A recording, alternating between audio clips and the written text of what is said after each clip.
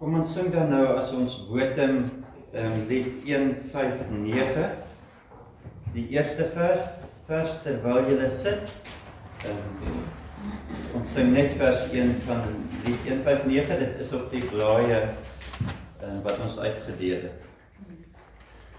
God is hier teenwoordig, laat ons bidend nader, hier waar ons voor hom vergader. God is hier teenwoordig, heilig is die Here, buig in stilte om te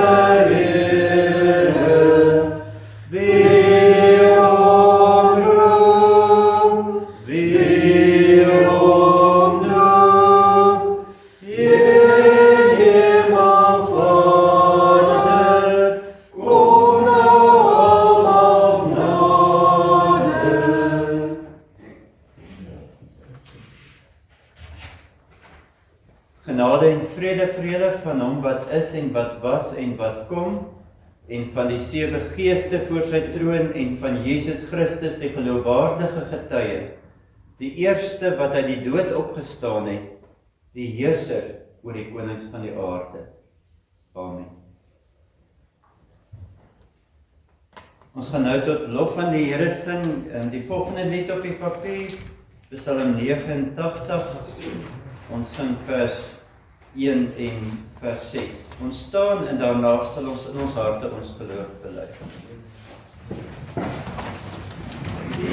Van goede tierenheid sal ek vir ewig sing, en aan die trouwe Heer altyd my hulde bring, want soos 'n tempel wat op vaste grond verrys het, so reis die ewige guns wat U aan ons bewys het, en soos die hemel nooit uit sy stand sal wyk nie, so seker sal die trou nooit wankel of bestwyk nie. Hoe salig is die volk wat luister na U woord, en wandel in die lig wat van U afstraal voort.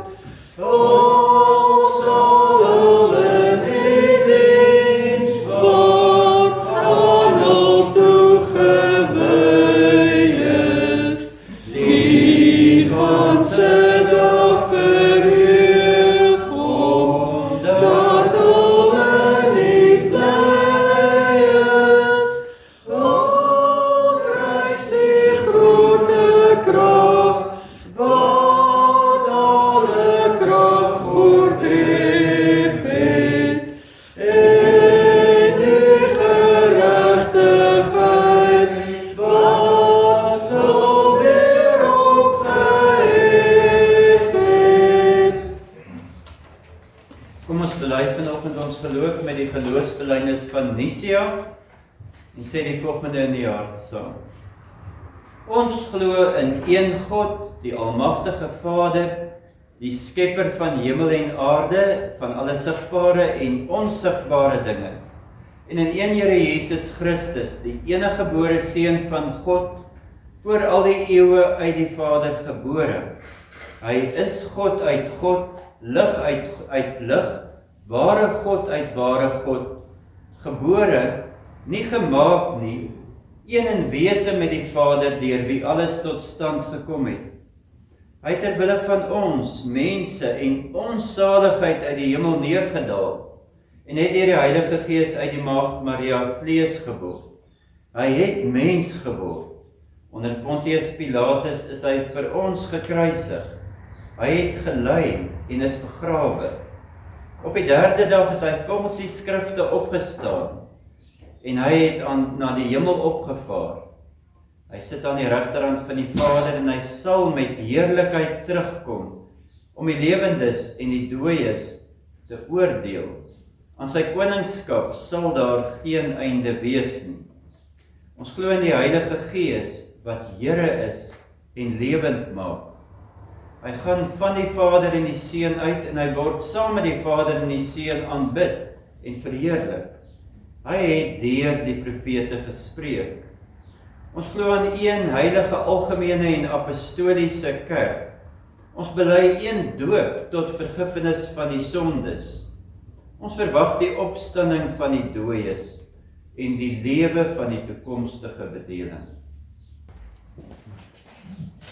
Om ons te help, om ons te verootmoedig vir die Here en ons eie sondes te ontdek, sodat ons dit kan bely en vryspraak kan ontvang, lees ons 'n klompie verse uit die Bergrede. Ons begin by Matteus 5 vanaf vers 13. Julle is die sout van die aarde, maar as sout verslaan het, hoe kry 'n mens dit weer sout? Dit is niks meer werd nie. Dit word buitekant weggegooi en die mense vertrap dit. Julle is die lig vir die wêreld. 'n Stad wat op 'n berg lê, kan nie weggesteek word nie. Ook steek 'n mens nie 'n lamp op en sit dit onder 'n emmer nie, maar op 'n lampstander, en dit gee lig vir almal in die huis. Laat julle lig so voor die mense skyn, dat hulle julle goeie werke kan sien en julle Vader wat in die hemel is, verheerlik. Moenie dink ek het gekom om die wet en die profete ongeldig te maak nie. Ek het nie gekom om hulle ongeldig te maak nie, maar om hulle volle betekenis te laat kry. Dit verseker ek julle, die hemel en die aarde sal eerder vergaan, as dat een letter of letterstreepie van die wet sal wegval, voordat ek alles voleindig het.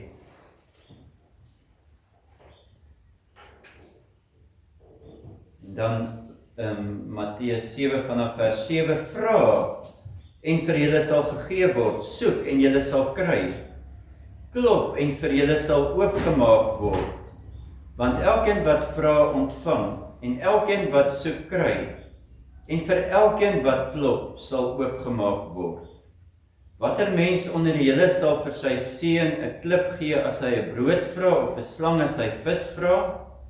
As julle wat sleg is dan weet om vir julle kinders goeie dinge te gee, hoeveel te meer sal julle Vader wat in die hemel is, goeie gawes gee aan die wat dit van hom vra. Alles wat julle wil hê dat die mense aan julle moet doen, moet julle ook aan hulle doen. Dit is tog waarop dit neerkom in die wet en die profete. En dan vers 21, nie elkeen wat vir my sê, Here, Here, sal in die koninkryk van die hemel ingaan nie, maar net hy wat die wil doen van my Vader wat in die hemel is. Baie sal daardie dag vir my sê, Here, Here, het ons dan nie in U naam gepreek nie, deur U naam bose geeste uitgedryf en deur U naam baie wonders gedoen nie. Dan sal ek openlik vir hulle sê, ek het julle nooit geken nie. Gaan weg van my af, julle wat die wet van God oortree. Vers 12 sê die Here Jesus die volgende woorde, en dit is eintlik die samevatting van die tweede tafel van die wet. Dis eintlik alles wat die Here van ons eis. Dis die woorde, alles wat julle wil hê dat die mense aan julle moet doen, moet julle aan hulle doen. Kom ons bid.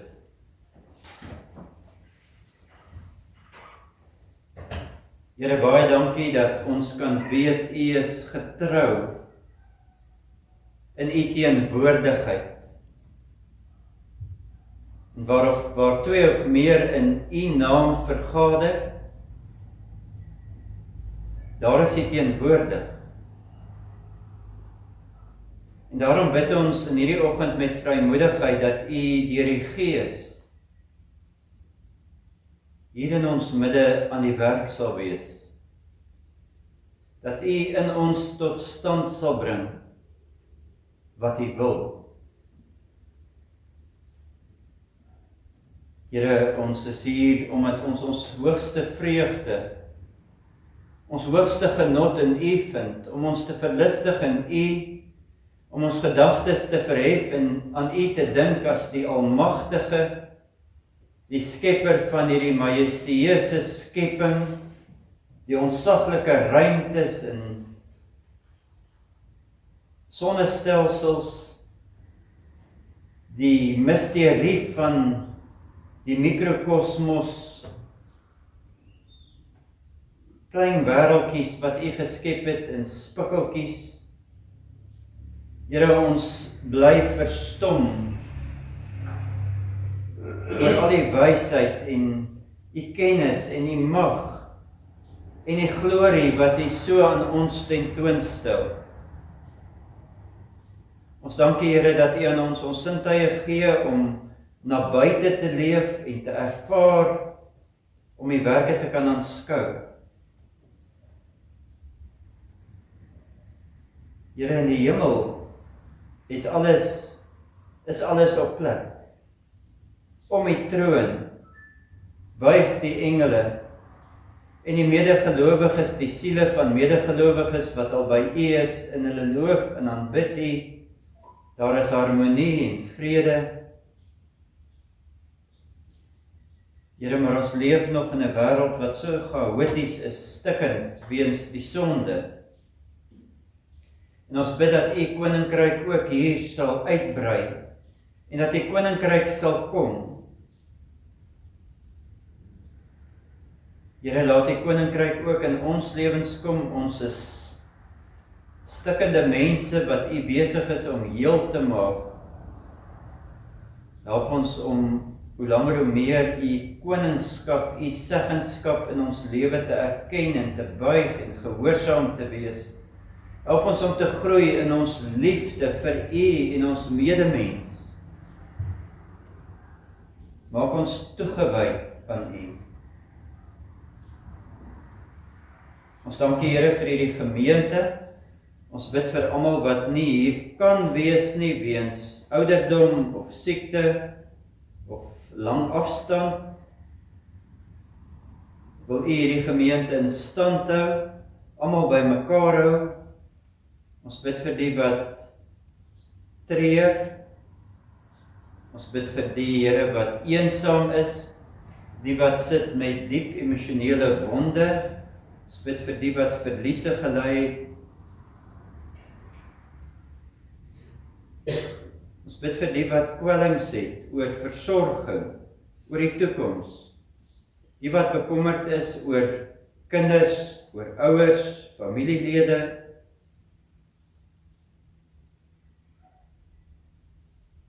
Here, ons weet dat ons niks vir U hoef te verduidelik nie. U weet alles. En ons bring mekaar voor U genade troon en pleit vir U versorging van hierdie gemeenskap. Ons bid ook vir die ander kerke in hierdie dorp. Ons bid vir die gereformeerde kerke met die spanning wat daar is oor vraagstukke. Laat die liefde saam met die waarheid oorwin. En gee wysheid ook wanneer daar binnekort kerklike vergaderings in die gereformeerde kerk sal plaasvind. Klassisse en verdere vergaderings. Ons bid dat U die ouderlinge en die diakens in hierdie gemeente sal seën, dat hulle toegewyd hulle werk sal doen, gee die nodige gawes. Here, en ons vra dat U elkeen sal wees wat in die diens van gelowiges staan, wat deur U geroep is met bepaalde gawes om te dien. Help elkeen van ons om ons rol te vervul in hierdie gemeente.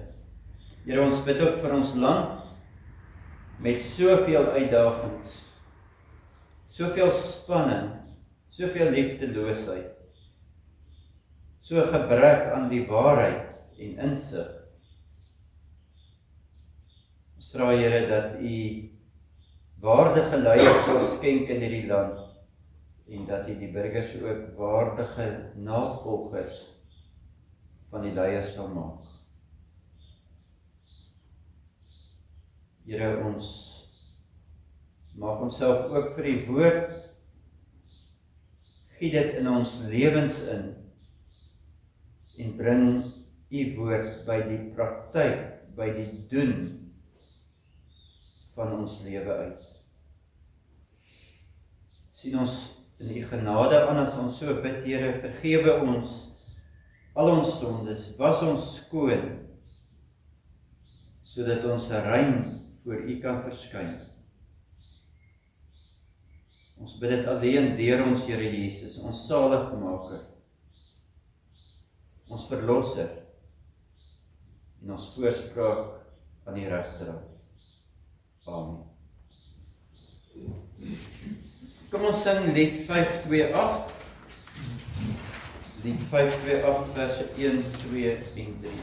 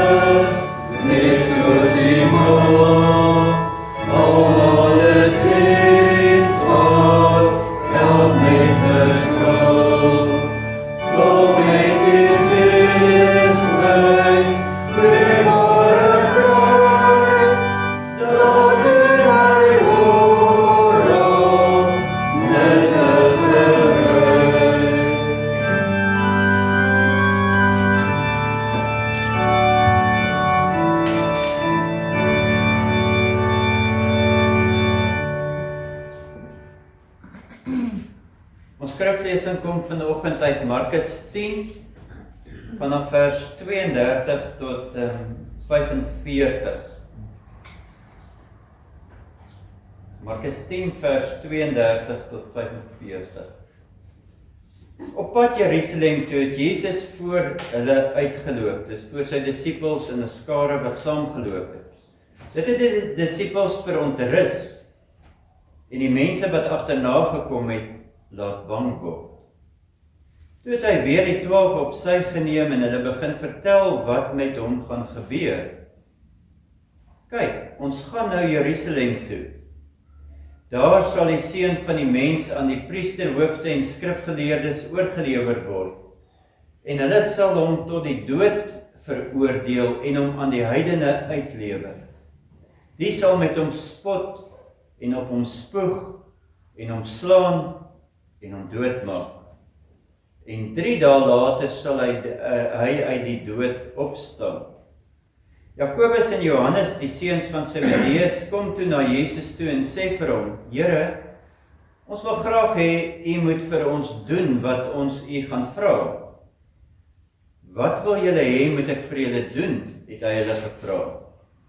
Hulle het hom geantwoord: wanneer U as koning heers, laat ons dan langs U sit, die een aan die regterhand en die ander een aan die linkerhand. Julle weet nie wat julle vra nie, sê Jesus vir hulle. Kan julle die lydensbeker drink wat ek drink, of met die doop gedoop word waarmee ek gedoop word? Ons kan, sê hulle vir hom. Daarop sê Jesus vir hulle, die beker wat ek drink, sal julle drink. Ja, en met die doop waarmee ek gedoop word, sal julle gedoop word. Maar om aan my regterhand of my linkerhand te sit, daaroor besluit ek nie. Dit is vir die vir wie God dit gereed gemaak het. Toe die 10 ander dit hoor, was hulle verontwaardig oor Jakobus en Johannes. Jesus roep hulle toe nader en sê vir hulle, julle weet dat dit by die nasies so is, dat hulle sogenaamde regeerders oor hulle baas speel, en dat hulle groot manne die mag oor hulle misbruik. Maar by julle moet dit nie so wees nie. Elkeen wat in julle kring groot wil word, moet julle dienaar wees, en elkeen onder julle wat die eerste wil wees, moet julle almal se dienaar wees. Die seun van die mens het ook nie gekom om gedien te word nie, maar om te dien en sy lewe te gee as losprys vir baie mense. Ons neem as ons teksverse vers 42 tot 45 in die laaste woorde, ek lees dit weer. Jesus roep hulle toe nader en sê vir hulle, julle weet dat dit by die nasies so is, dat hulle sogenaamde regeerders oor hulle baas speel, en dat hulle groot manne die mag oor hulle misbruik. Maar by julle moet dit nie so wees nie. Elkeen wat in julle kring groot wil word, moet julle dienaar wees. En elkeen onder julle wat die eerste wil wees, moet julle almal se dienaar wees. Die seun van die mens het ook nie gekom om gedien te word nie, maar om te dien en sy lewe te gee as 'n losprys vir baie mense. Nou geliefdes in ons Here Jesus Christus, geloofsvriende, as daar nou een groot krisis in ons land is, dan is dit, kan 'n mens dit noem, 'n leierskrisis. Want dit wat die Here Jesus hier sê van leiers, hoe duidelik kom dit na vore in ons land waar mense mag nie kan hanteer nie, en waar mense misbruik word en waar bronne misbruik word. Maar hoe lyk dit in die kerk? Leierskap in die kerk, en hoe lyk dit in ons elkeen se lewe? Wat 'n tipe leier is ons elkeen? Ons leef in 'n samelewing waar grootheid geassosieer word met posisie, met prestasie, met invloed, met mag en sukses. Mense bewonder suksesvolle mense, is dit nie? Ons vra graag, wat se posisie beklee daardie persoon? Wat se werk doen jy? Ons kyk na hoeveel geld mense verdien, en wat se huise hulle bly. Wie het die meeste volgelinge of kry die meeste likes op die sosiale platforms? Hoe meer mense jou dien en hoe meer volgelinge jy het, hoe beter. En hoe ironies is die optrede van Jakobus en Johannes nie in hierdie gedeelte nie. Hulle vra vir die Here Jesus of hy iets vir hulle sal doen, en dan kom hy met sy vraag, dit sluit hom ook aan by verlede Sondag se preek, wat wil julle hê, moet ek vir julle doen? En hulle antwoord ontbloot hulle hart. Hulle sê, wanneer jy as koning heers, laat ons dan langs jy sit, die een aan die regterhand en die ander een aan die linkerhand. En die spesifieke tydstip wat hulle hierdie vraag vra,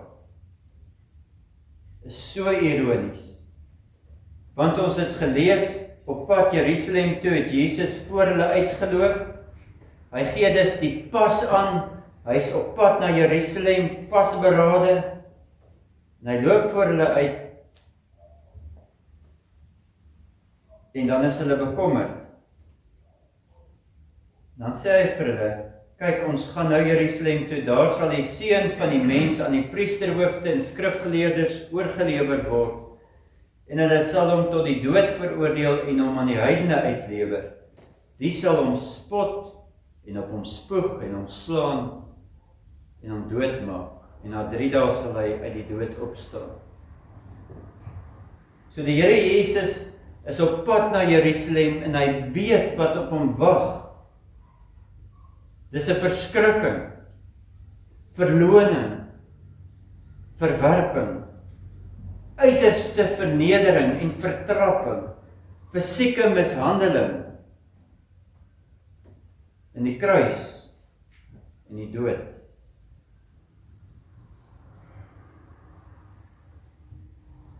Hy stap doelbewus die vuur binne ter wille van ons redding. Hy gaan sy lewe uitstort in diens. En die disippels se reaksie kan ons die beste posisies in die koninkryk kry. Is dit nie skokkend nie? En die ander disippels is maar dieselfde, want hulle is verontwaardig oor Jakobus en Johannes se vraag, want hulle het heimlik waarskynlik dieselfde begeerte, posisie, plek, leiers. Dit wys 'n mens maar hoe die wêreld ook aan ons afvryf. Die Here Jesus sê, volg my in selfopofferende diens. Ons vra, hoeveel voordeel kry ek? Wat kry ek daaruit? Aansien, eer, geld, sukses, gemak, roem, veiligheid.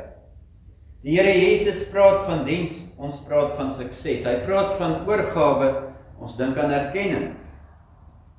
En die kerk is maar dikwels ook so.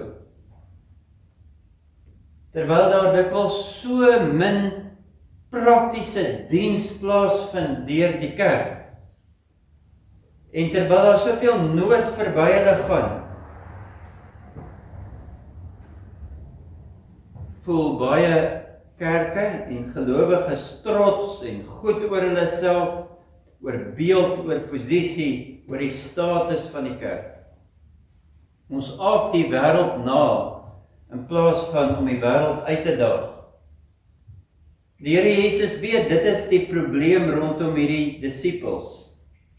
En daarom roep hy hulle bymekaar en hy sê vir hulle, julle weet, dat dit by die nasies so is, dat hulle sogenaamde regeerders, sogenaamd, want hulle het nie wat dit regtig vra nie, dat hulle sogenaamde regeerders oor hulle baas speel, en dat hulle groot manne die mag oor hulle misbruik. So die Here beskryf die wêreld se idee van grootheid, die wêreld se model van grootheid om na te streef. Die magtige beheer die swakke.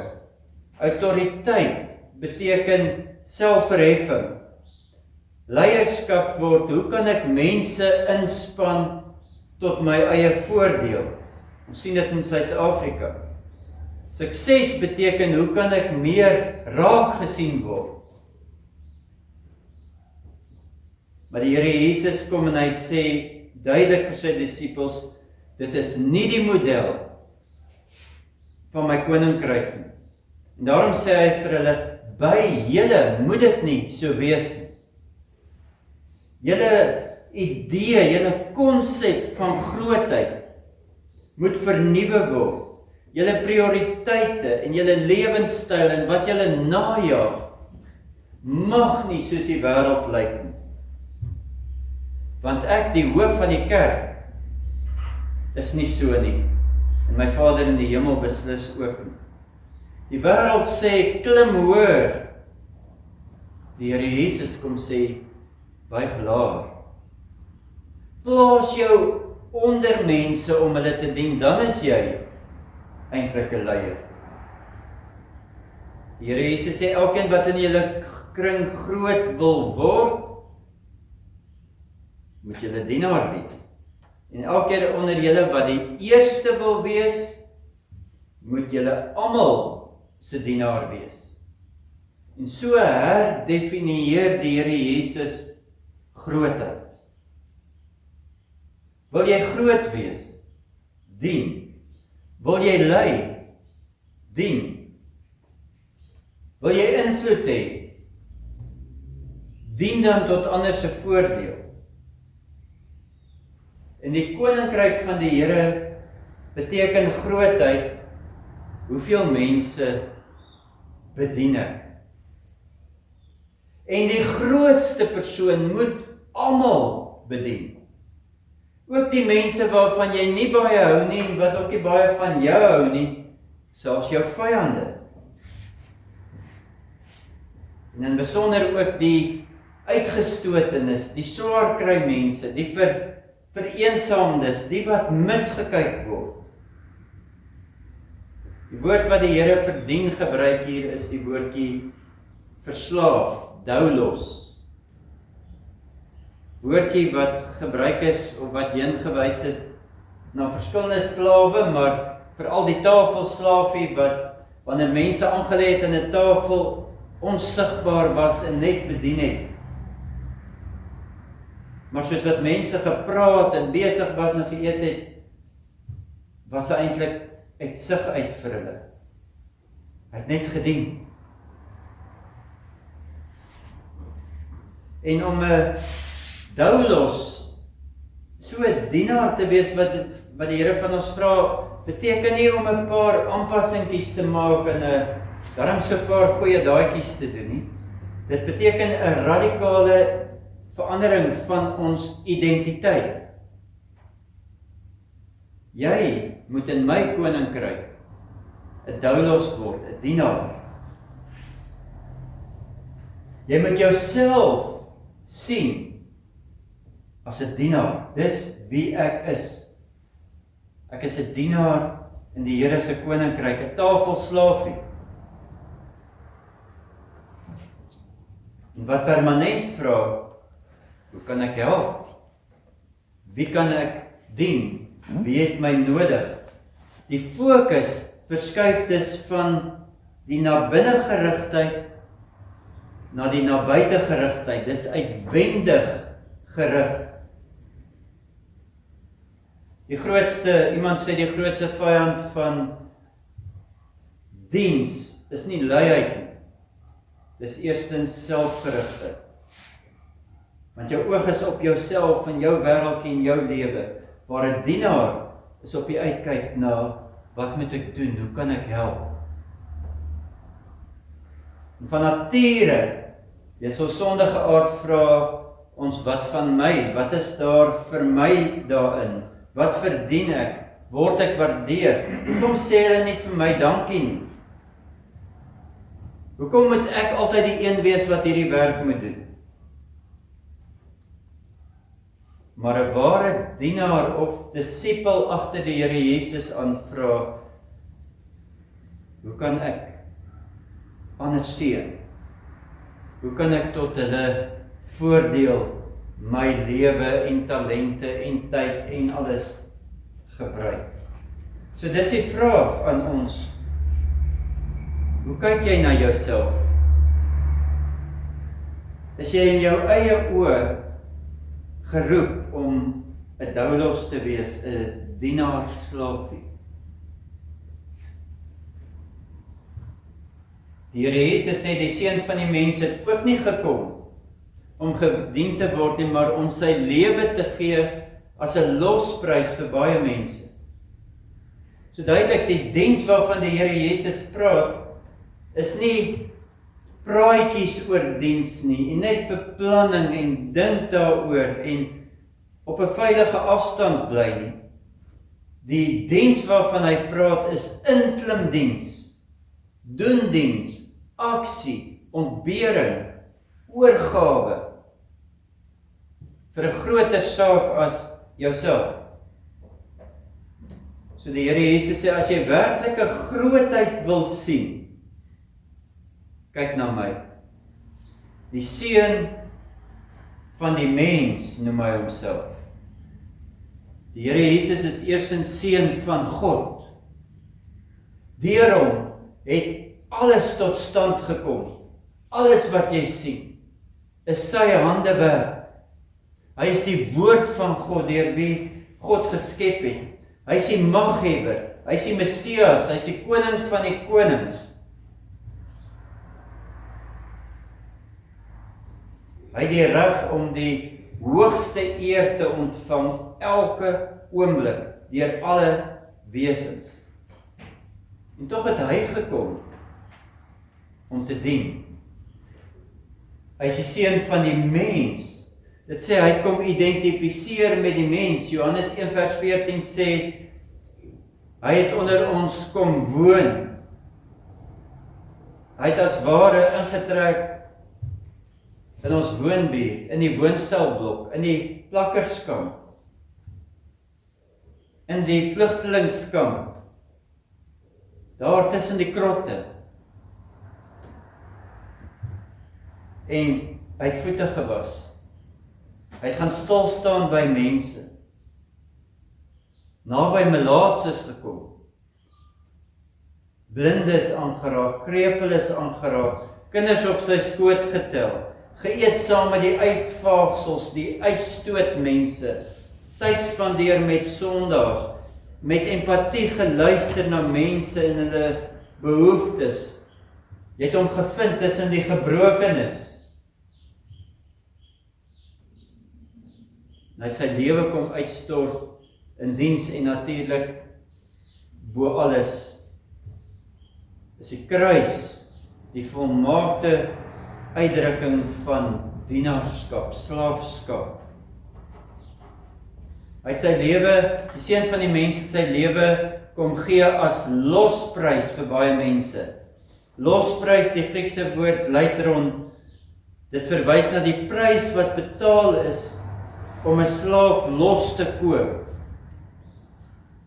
om vry te kan wees. En so die Here Jesus was sy dienswerk wat hy kom verrig het, harde, swaar dienswerk tot aan die kruis, om ons te kom loskoop uit die slawerny van die Satan en die dood en die sonde en ons eie sondige vlees.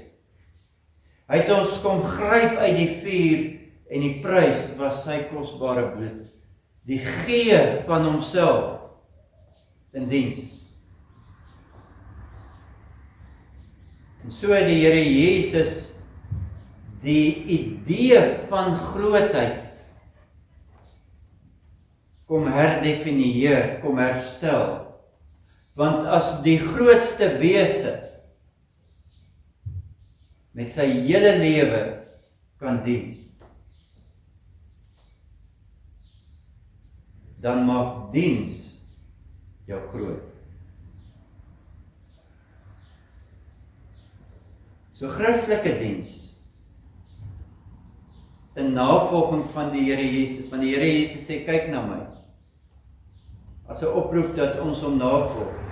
So, Christelike diens van navolgers, disippels van die Here Jesus, is nie bloot om hulpvaardig te wees. 'n Hulpvaardige mens kan goeie dinge doen vir ander mense, om verskeie redes, om erkenning te kry, aanvaarding te kry van ander mense, om beter te voel oor hulle self, om nie heeltyd so skuldig te voel oor wat hulle het nie, of oor blote humanistiese goeie gevoel, maar Christelike liefdesdiens, dit vloei voort uit Christus se liefde.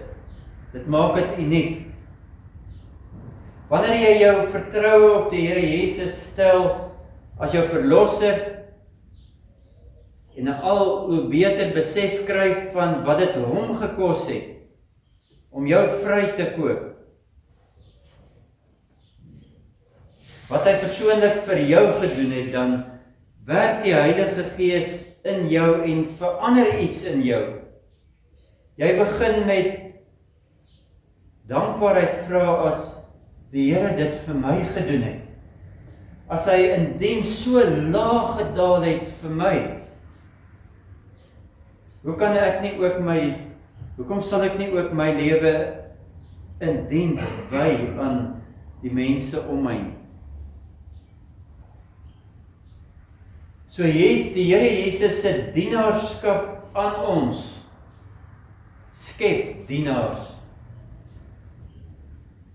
Sy genade in ons lewe skep genade. Sy liefde vir ons skep liefde in ons. En ons dien omdat ons eerste deur hom gedien is. Ons het lief omdat hy ons eerstens onverdiend lief het. So ons dien nie om waardevol te voel nie. Ons waarde is klaar bepaal deur die ontsaglike liefde van die Here vir ons. Dit gee aan ons waarde. Ons identiteit is vas in hom. Ons dien omdat ons hom bewonder, omdat hy ons Here is, omdat ons in gehoorsaamheid hom wil navolg. Ons dien omdat ons dankbaar is en omdat ons God so eer. Ons het nou gelees Matteus 5 vers 16. Laat julle lig so voor die mense skyn dat hulle julle goeie werke sien en julle Vader wat in die hemel is verheerlik. Jy doen nie goeie werke sodat jy die aandag kry.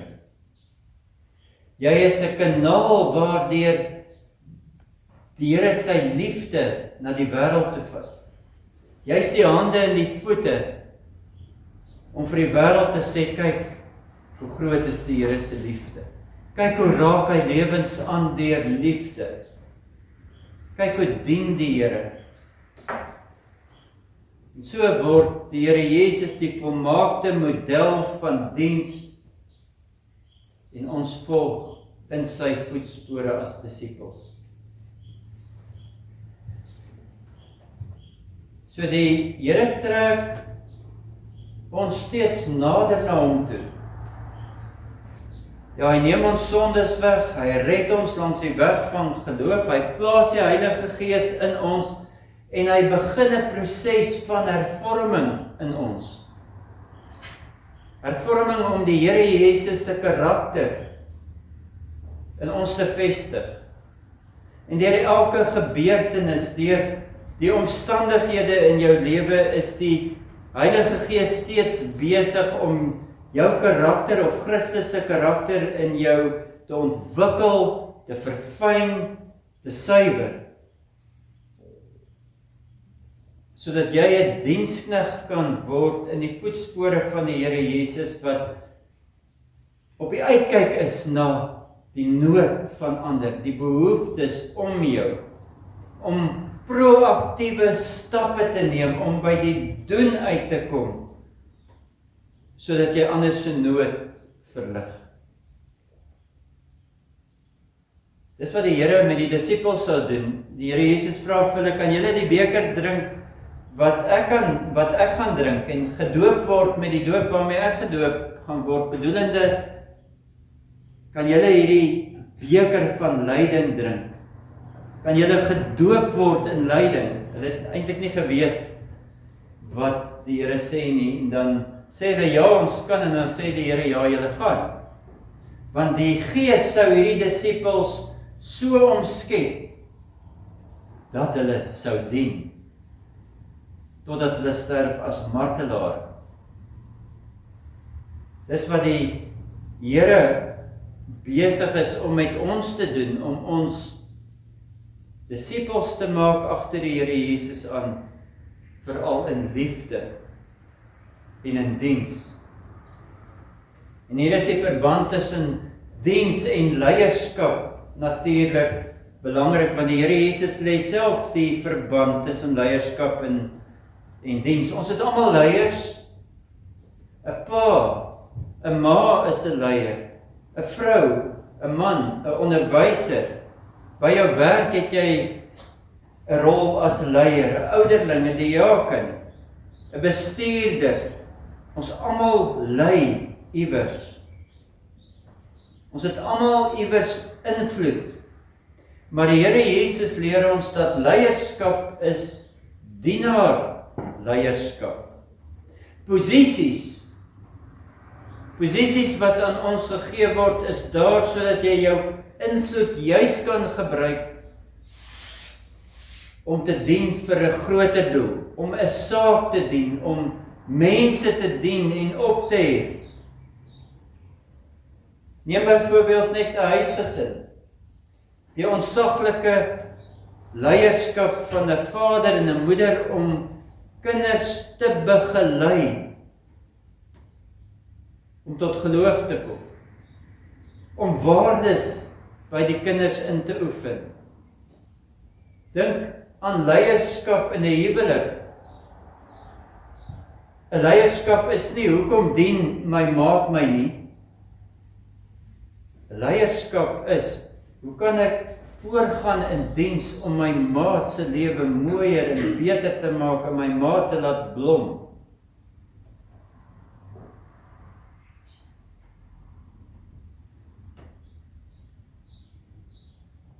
Natuurlik beteken leierskap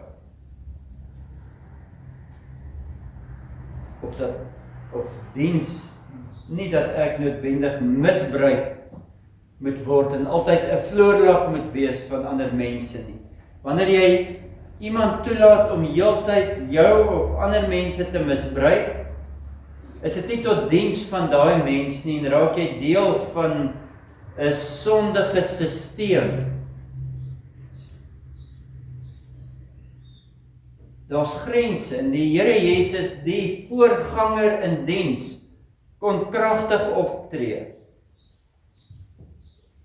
Om 'n dienaar te wees beteken nie om swak te wees nie. Die Here Jesus kon nee sê. Hy kon mense berisp en reghelp. Hy kon onreg teestaan. 'n People pleaser wat almal om hom tevrede wil stel, doen dit nie weens die regte motiewe nie. Dis vir erkenning, vir aanvaarding, uit vrees. Maar dienaarskap is 'n keuse, 'n doelbewuste keuse in navolging van Christus. So prakties, want diens beteken juis nie net woorde nie, dit dui op aksies, prakties. Oefen om die regte vrae te begin vra. Nie vrae wat gerig is na binne nie, na ek nie. Oefen jou om na buite gerigte vrae te begin vra, elke dag. Dis 'n gewoonte wat jy moet inoefen. Hoe kan ek elkeen om my dien? Wie is daar wat ek vandag spesifiek moet dien en hoe?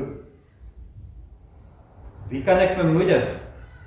By wie moet ek gaan sit en luister? Wie se las kan ek ligter maak? Aan wie kan ek 'n bietjie hoop bring? Hoe dien ek die mense wat die Here om my plaas, my huweliksmaat, mense wat rondom my woon, my kollegas, my vriende?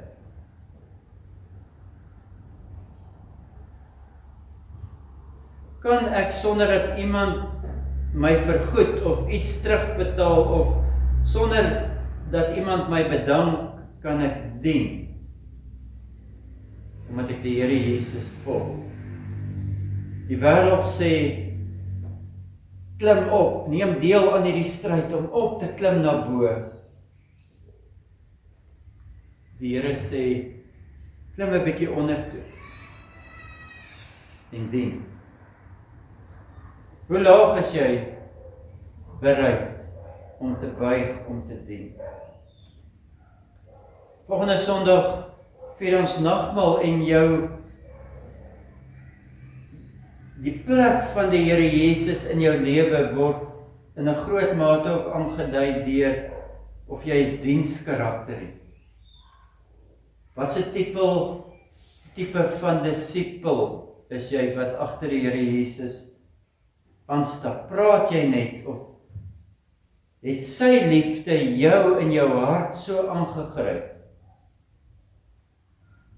dat hierdie liefde uitvloei in diens?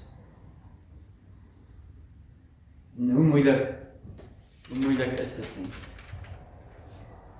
Daar in die oomblik is dit so moeilik om diens te verbind aan wat die Here aan ons kom doen het. Daar in die onverwagse oomblik wat iemand iets van jou vra en dis ongemaklik en jy moet iets doen, dan raak 'n mens op die oomblik so maklik geïrriteerd, want dit reis in teen my besige program, of my skedule, of my gerief, en jy vergeet heeltemal van die Here se diens aan jou. Jy vergeet so dikwels in daai oomblik dat ek 'n bedelaar was, 'n leeggaand bedelaar, en die Here het my hande kom volmaak, hy het sy lewe kom gee, om aan my 'n lewe te gee. Onverdiende genade, mag die Heilige Gees ons help, mag ons op ons knieë bly, en bid rondom diens, navolging van die Here Jesus.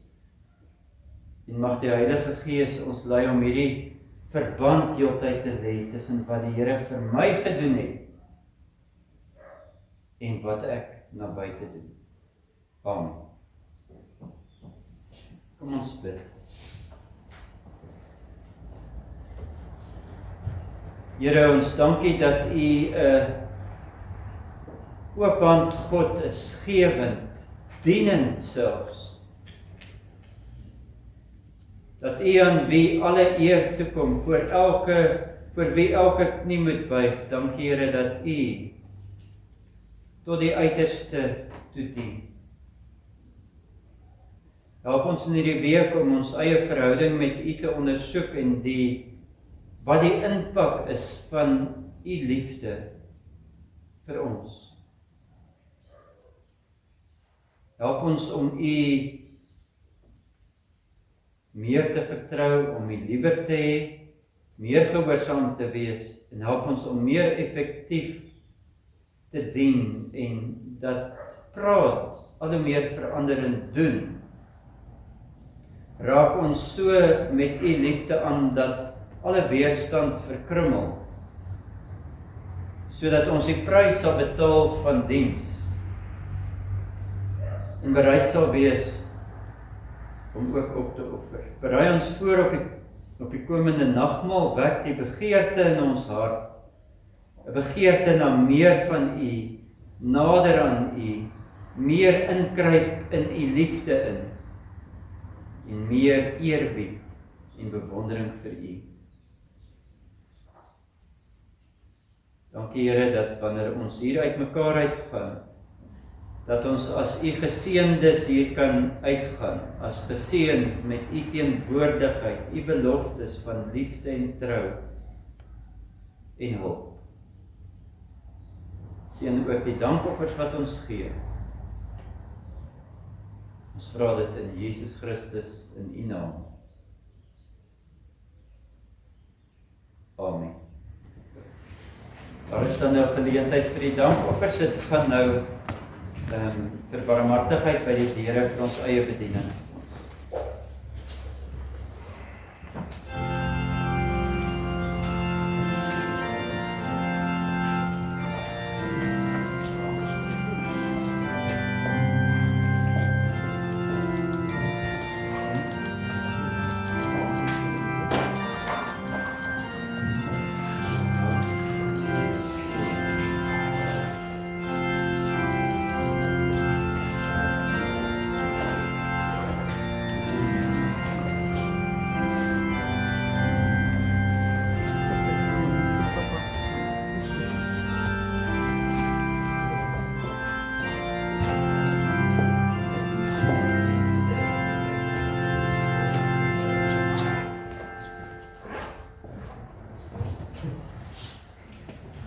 Kom ons sing lied 308, verse 1, 2, 3 en 5, waar ons die Here vra van gebed om ons bruikbaar te maak vir hom. Kom ons staan.